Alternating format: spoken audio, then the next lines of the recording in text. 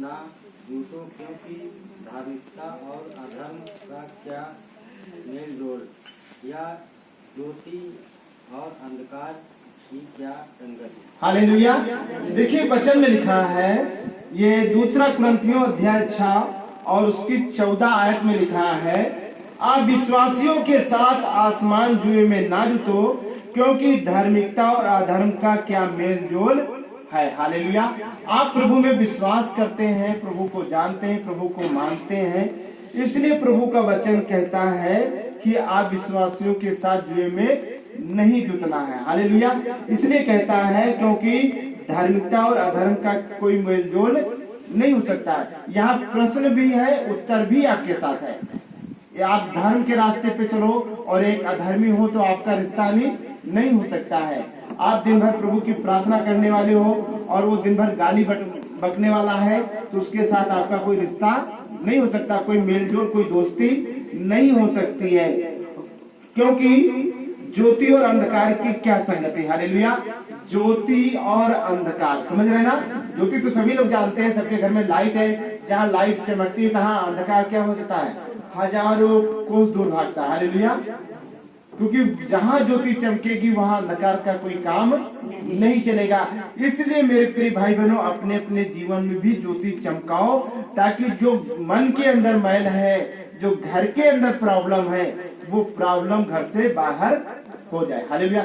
जब तक ज्योति नहीं चमकेगी तब तक घर से मुसीबत कहाँ जाएगी। हालेलुया। वो घर में अंधेरा ही बना रहेगा। घर में हमेशा शैतान कहाँ रहते हैं, अंधकारे में रहते हैं, अंधेरे में रहते हैं। कभी भूत मरहल चुड़ैला अंधेरे में किसी को नहीं दिखाई देते, अंधकार में दिखाई देते हैं। हालेलुया। इसलिए ज्योति और अंधकार का कोई मेलजोल नहीं हो सकता है।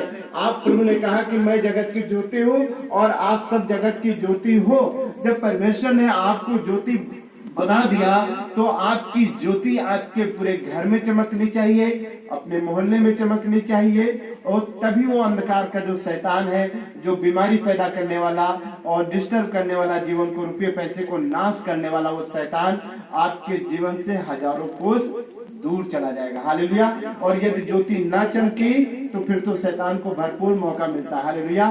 क्योंकि चोर कभी अंधेरे में चोरी नहीं करता है, वो अंधेरे में करता है। शैतान के तीर हमेशा अंधेरे में चलते हैं, वो अंधेरे में नहीं मार पाएगा। आप प्रार्थना करते रहो, देखिए कोई शैतान का तीर आपके ऊपर अटैक नहीं कर सकता है।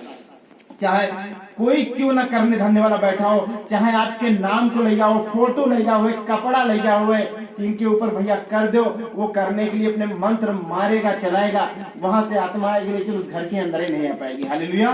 क्योंकि वहां ज्योति चमकती है और ज्योति में कोई शैतान के तीर चलते नहीं है। इसलिए वचन में लिखा है कि ज्योति और अंधकार का कोई मेलजोल नहीं है। और आप ज्योति हैं तो आपके जीवन में किसी तरह का कोई अंधकार नहीं होना चाहिए। घर में भी बच्चों को बैठाओ, जैसे हमको भैया के यहाँ बहुत अच्छा लगता है, सोहन भैया बैठे हैं, इनके घर में हमें बहुत अच्छा लगता है कि जहाँ 7 बजा तहाँ सभी लोग बढ़िया ढोलक मंजीरा लेके प्रभु की आराधना शुरू कर। फिक्स तो चाहे रिश्तेदार आवे, चाहे नाते रिश्तेदार, सब पीछे, पहले हम प्रभु की महिमा करेंगे। हालेलुया।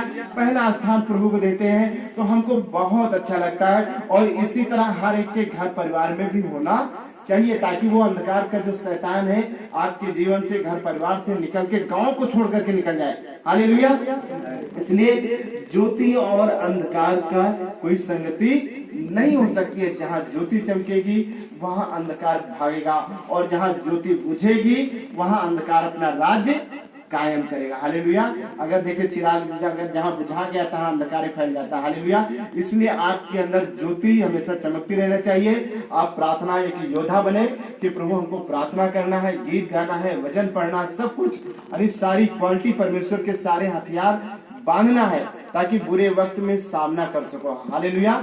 शैतान का सामना करो, क्योंकि ये अंत का समय है, ये अंत का समय है, प्रभु का आगमन नजदीक है। इसलिए अगर आप तैयार नहीं रहोगे तो युद्ध लड़ नहीं पाओगे। हालेलुया। इसलिए अपने अंदर उस ज्योति को खूब जगाना है, खूब तेल भरना। हालेलुया। क्योंकि देखिए 5 कुंवारियां और 10 कुंवारियों को प्रभु ने दृष्टांत में बात किया था कि 10 कुमारियां थी, वो भी प्रभु की संगति में आती थी, बैठती थी, गीत गाती थी, भजन गाती थी, सब कुछ करती थी। लेकिन जब प्रभु से मिलने की बारी आई तो 10 ने अपने अपने तेल मसाल जलाई और चल दिया। उसमें 5 तो बुद्धिमान थी, उन्होंने एक्स्ट्रा तेल ले लिया, और जो मूर्ख थी, जिनको वचन का ज्ञान तो था लेकिन वो आलस्यपन उनके अंदर था, वो सोचें कितने में हमारे लिए पर्याप्त है, हालेलुया, उतने में पर्याप्त नहीं था। प्रभु को आने में देरी हो गई, रात हो गई, सो गई। जब प्रभु आया तो जिसके पास तो तेल था, उन्होंने पट तेल माचिस लगाई और चल दिए यीशु मसीह के साथ। और जिनके पास तेल नहीं था, तेल खत्म हो गया था, अब वो कहां से लाए तेल? वो मांग रहे कि बहनी हो हमको तेल दे दो, बिटिया हो हमको तेल दे दो, कोई नहीं दे। वो तो कहती हमारे लिए पर्याप्त, हम आपको कहां से दे दें? हालेलुया। अगर आटा आपके घर के लिए पर्याप्त है, दूसरे क्यों दोगे? तो भैया तो हमारे लिए आज के दिन के लिए, हम भाई आज नहीं दे सकते। हालेलुया। उन्होंने नहीं दिया, उन्होंने कहा कि जाओ भाई पड़ोस के गांव से खरीद लाओ। खरीदने गए, उतने समय वो सब दूल्हे के साथ चली गई। हालेलुया। इसलिए हमारे अंदर एक ऐसी ज्योति जलनी चाहिए, क्योंकि वहां वचन में लिखा था जिनका मन शुद्ध है, हालेलुया, परमेश्वर उन्हीं के समीप है। हालेलुया। और जिनका मन शुद्ध नहीं है, उनके समीप परमेश्वर नहीं है। और जब आप ज्योति, क्योंकि परमेश्वर ज्योति के पास आएगा, परमेश्वर कभी अंधकार के पास नहीं जाएगा। इसलिए आप जहां कहीं रहो, सुबह शाम प्रार्थना करो, गीत गाओ। हो सके अगर घर में हो तो 3 टाइम कर दो प्रार्थना। दोपहर में भी अगर कोई काम नहीं है, किसी काम में नहीं गए तो दोपहर में भी घुटने टिकाओ, प्रभु से प्रार्थना करो। हालेलुया। क्योंकि तेल कम नहीं होना चाहिए, तेल भरपूर मात्रा में भरा होना चाहिए। हालेलुया। और आगे, और मसीह का बलियाल के साथ क्या लगाओ, या विश्वासी के साथ अविश्वासी का क्या नाता? और मसीह के साथ बलियाल का क्या लगाओ, या विश्वासी के साथ अविश्वासी का क्या नाता? आज एक मैं यहाँ पे और प्रश्न बताऊंगा कि जो लोग विश्वास करते हैं और उन्होंने अपनी अविश्वासी बहू को लाए, जैसे आप प्रभु को विश्वास करते हैं और अविश्वासी बहू को लाए, वो घर में बड़ा खटापन रहता है, बड़ा खटापन रहता है। या तो वो बहू प्रभु को जान जाए, और ये जो नहीं जानती तो घर में बड़ी बड़ी दिक्कतें, प्रॉब्लम पैदा हो जाते हैं, क्योंकि वो जिसकी पूजा करती है और आप उससे क्या करते हो? नफरत करते हो, उसको घर से निकालते हो, वो अंदर लाती है। हालेलुया।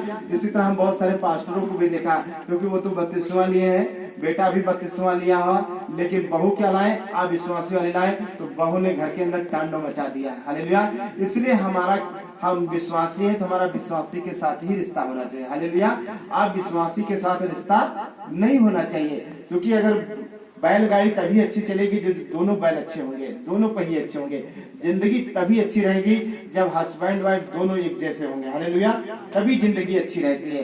अन्यथा आदमी कुछ और कह रहा है, पत्नी कुछ और कह रहा है। हालेलुया। एक कहानी हुई थी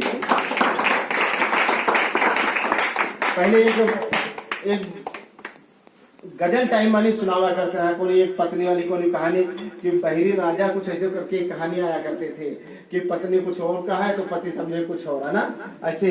इसलिए अगर दोनों एक जैसे हो तो जिंदगी बहुत अच्छी गुजरती। इस जीवन से सुंदर कोई जीवन नहीं है मनुष्य तन, क्योंकि शास्त्रों में लिखा है बड़े भाग्य मानुष तन पावा। ये जीवन दोबारा मिलने वाला नहीं है। इस जीवन को पाने के लिए बड़े बड़े स्वर्गदूत दिन भर प्रभु की आराधना करते हैं, मुझे एक बार मनुष्य का जीवन दे दे। बड़े बड़े फरिश्ते आराधना करते हैं, मुझे एक बार मनुष्य का जीवन दे दे। हालेलुया। लेकिन सबके पास जीवन नहीं। क्यों नहीं है? क्योंकि हम आपको परमेश्वर ने अपनी समानता बनाया। स्वर्गदूत परमेश्वर की समानता में नहीं है। हालेलुया। स्वर्गदूतों का अलग है, परमेश्वर ने हम सबको अपनी समानता में बनाया।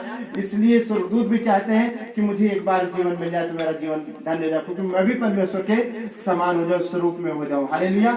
इसलिए विश्वासी के साथ अविश्वासी का कोई नाता नहीं होना चाहिए। हालेलुया। दोस्ती उसी से करो जो प्रभु को जानता है, तभी वो आपको बहन कहेगा। अन्यथा वो, उसकी नजर आपके ऊपर गलत, कितना भी आप भलाई करते रहो, नजर कहीं कहीं डिस्टर्ब करेगी। हालेलुया। वो कभी आपको बहन छोड़ करके कुछ और मजाक नहीं कर सकता है। हालेलुया। अन्यथा संसारिक आदमी आपसे बहुत भले तरीके से मजाक कर सकते हैं। इसलिए हमारा उनके साथ कोई ऐसा रिश्ता नहीं हो सकता। और आगे, और मूर्तियों के साथ परमेश्वर के मंदिर का क्या संबंध? क्योंकि हम तो के परमेश्वर के मंदिर हैं, जैसा परमेश्वर ने कहा है, मैं उनमें बसूंगा और उनमें चला फिरा करूंगा और मैं मैं उनका परमेश्वर होऊंगा और वे मेरे लोग होंगे। हालेलुया। देखिए परमेश्वर का वचन कहता है, और मूर्तियों के साथ परमेश्वर के मंदिर का क्या संबंध है? हालेलुया। आप अच्छे कारीगर हो, आपने मूर्ति बना करके रोड के किनारे रख दी, आप उसकी बिक्री कर रहे हो, ये तो आपका बिजनेस हो, व्यापार हो गया। हालेलुया।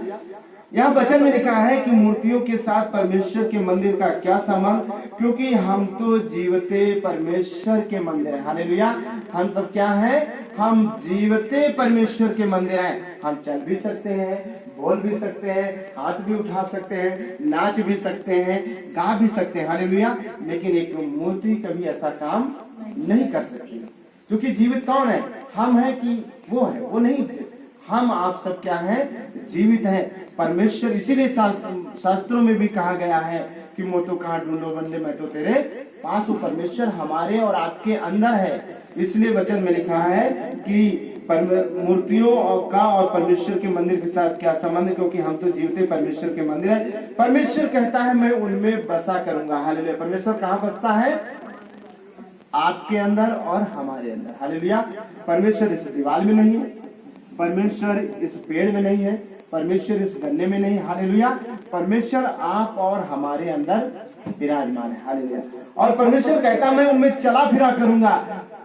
जब चलते कौन चलता है? परमेश्वर ही चलता है। हमारे अंदर, हमारी हड्डियों में कोई ऐसी ताकत नहीं है, कोई ऐसे मशीन नहीं फिट है कि हवा भारी हो तो चल जाए, है ना? परमेश्वर हमें चलाता है। इसलिए वो कहता है मैं उनमें चला फिरा करूंगा और मैं उनका परमेश्वर हूंगा और वो मेरे लोग होंगे। परमेश्वर कहता है उसका वचन कि मैं उन आपके अंदर चला फिरा करूंगा और तुम मेरी बेटी और मेरे बेटे होंगे और मैं उनका क्या होऊंगा? परमेश्वर होऊंगा। हालेलुया। क्योंकि परमेश्वर सबके पास नहीं, शुद्ध मन वालों के पास, क्योंकि वचन में लिखा है कि जिनके मन शुद्ध है वो परमेश्वर को देखेंगे। यदि आप परमेश्वर को वाकई में देखना चाहते हो तो अपने मन को शुद्ध करके प्रार्थना करो और कहो कि प्रभु मुझे तेरा दर्शन चाहिए। परमेश्वर आपको 100% दर्शन जरूर देगा। हालेलुया। निश्चित दर्शन देगा।